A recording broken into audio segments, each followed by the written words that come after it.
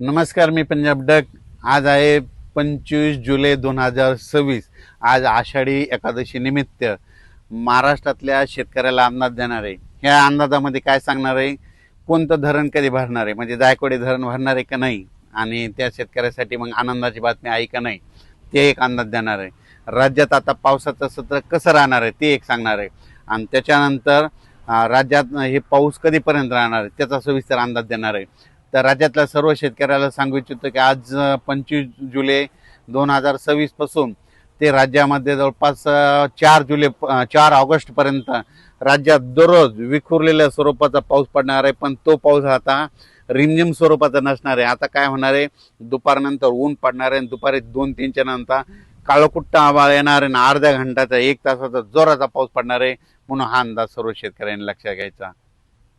तर राज्यात जिल्ह्यावाईज सांगायचं झालं तर सुरुवातीला आपण इकडं जे वंचित जिल्हे त्यांच्यासाठी सांगतो। एक म्हणजे सोलापूर जिल्ह्यासाठी आनंदाची बातमी। हे यात्रा परतल्याच्या नंतर म्हणजे आजपासूनच माझी यात्रा निघाली की लगेच राज्यामध्ये सोलापूर जिल्ह्याला देखील चांगला पाऊस पडणार आहे, म्हणून आनंदाची बातमी। धाराशिव जिल्ह्यात देखील पाऊस पडणार आहे, लातूर जिल्ह्यात देखील पडणार आहे, ह्या 5-6 दिवसामध्ये पडणार आहे। त्याच्यानंतर बीड जिल्ह्यात देखील पडणार आहे, अहिल्यानगरकडे देखील पडणार आहे, पुणे इंदापूर त्या भागात देखील असणार आहे, इकडं नांदेडकडे देखील असणार आहे, यवतमाळकडे देखील पडणार आहे, हिंगोलीकडे असणार आहे, वाशिमकडे देखील पडणार आहे, जालना जिल्हा, संभाजीनगर जिल्हा, त्याच्यानंतर जळगाव जिल्हा, बुलढाणा जिल्हा, अकोला जिल्हा, अमरावती जिल्हा, वाशिम जिल्हा, ह्या जिल्ह्यात देखील आता म्हणजे ह्या जवळपास 4 ऑगस्टपर्यंत चांगला पाऊस पडणार आहे। म्हणून हा अंदाज लक्षात यायचा। अर्ध्या घंट्याचा पडणार पण जोराचा पाऊस पडणार आहे, म्हणून हा अंदाज लक्षात यायचा। सांगली जिल्ह्यात देखील चांगल्या सरी येणार आहे, म्हणून हा अंदाज लक्षात यायचा। त्याच्यानंतर सगळ्यात महत्त्वाचं सांगायचं झालं तर पुन्हा एक बंगालच्या खाडीमध्ये एक चक्रीवादळ तयार होत आहे, आणि त्याचं रूपांतर होत असल्यामुळे ते काय होणार आहे, परत ते महाराष्ट्राच्या दिशेने येणार। मग ते पाऊस काय होणार आहे, अति मुसळधार पाऊस पडणार आहे। चंद्रपूर, नागपूर, वर्धा, भंडारा, यवतमाळ, अमरावती, त्याच्यानंतर नागपूर इकडं, त्याच्यानंतर इकडं जळगावकडे जाईन, पुन्हा इंदोर, भुवनेश्वर, इंदोरकडे जाणार आहे, बुरामपूरकडे तसं जात जात पुन्हा इकडं नाशिककडे जाणार आहे, पुन्हा नंदुरबारला मुसळधार पाऊस पडणार आहे। असं करत करत ते पाऊस पुन्हा नाशिक एरियाकडे वळणार आहे, सुरतकडे जाणार आहे, गुजरातकडे पडणार आहे। त्याच्यामुळे काय होणार आहे, परत नाशिककडे पाऊस पडणार आहे, त्याच्यामुळे परत पुन्हा एकदा नद्याला पाणी वाढणार आहे। जे धरण क्षेत्राचा कॅचमेंट एरिया त्यामध्ये पाऊस येणार आहे, म्हणून त्यासाठी आनंदाची बातमी। म्हणजे सांगायचं झालं तर आणखीन जवळपास 4 ऑगस्टपर्यंत राज्यात बऱ्याच भागामध्ये पाऊस पडणार आहे, म्हणून हे अंदाज सर्व शेतकऱ्यांना लक्षात घ्यायचा। अर्ध्या तासाचा पडणार आहे पण जोरदार पडणार आहे, म्हणून हे अंदाज सविस्तर लक्षात घ्यायचा।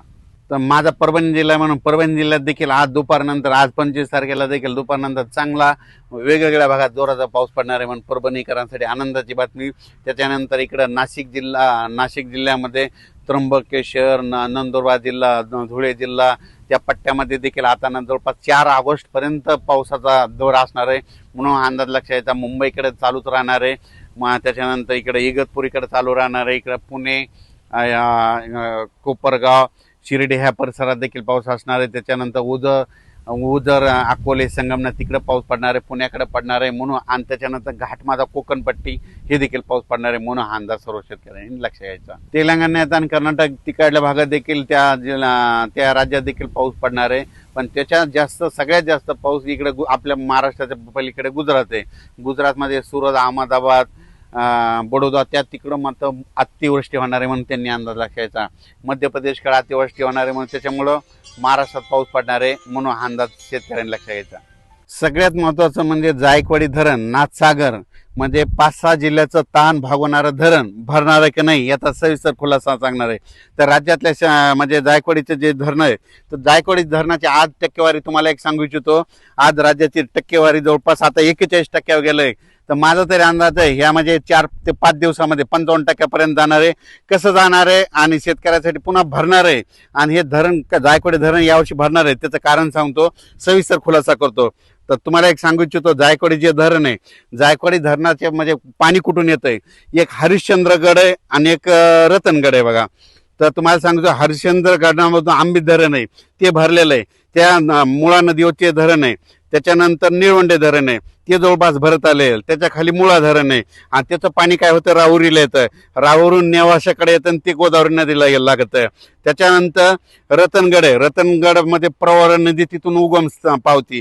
तिथं काय होतं भंडारा धरण आहे, ते भंडारा धरण भंडारदारा देखील भरलं. त्याचं पाणी निळवंड्याला येतं, निळवंड्यातून आढळायला येतं. हे आढळा निळवंडे आणि त्याच्या बाजूचे छोटे छोटे सगळे जे धरण आहेत हे सगळे भरलेत आणि त्याचं काय होतं त्याचं पाणी लगेच गोदावरीकडे येतं. त्याच्यामुळं जायकवाडी धरणासाठी पाणी येण्यासाठी खूप चांगलं आहे.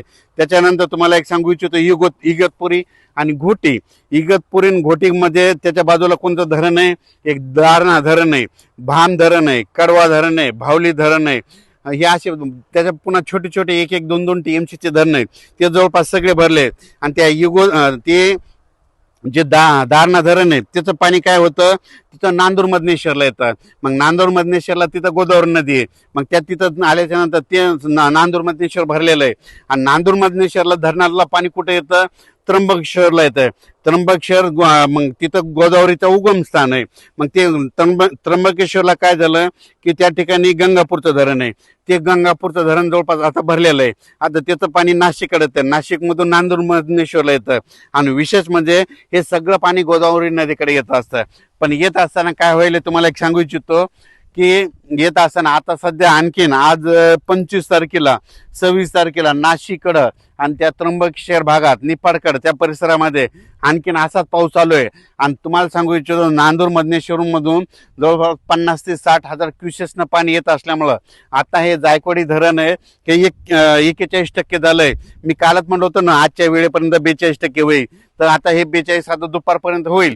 मग त्याच्यानंतर ह्या पावसामध्ये माझा तरी अंदाज आहे 55 ते 56% जाणार आहे. पण त्याच्यानंतर काय होणार आहे, ऑगस्टमध्ये परत एकदा असाच पाऊस येणार आहे, त्याच्यामध्ये ते जवळपास 80% जाणार आहे. आणि सप्टेंबरमध्ये मात्र ते संपूर्ण जायकवाडी धरण भरून जाणार आहे. म्हणून नांदेड जिल्ह्यासाठी आनंदाची बातमी, हिंगोली जिल्ह्यासाठी आनंदाची बातमी, परभणी जिल्ह्यासाठी आनंदाची बातमी, जालना जिल्ह्यासाठी आनंदाची बातमी, गेवराई तालुका, त्याच्यानंतर त्या कॅचमेंट एरियासाठी आनंदाची बातमी, संभाजीनगर जिल्ह्यासाठी आनंदाची बातमी. कारण की संभाजीनगरला सगळं पिण्यासाठी पाण्याचं तेच आहे.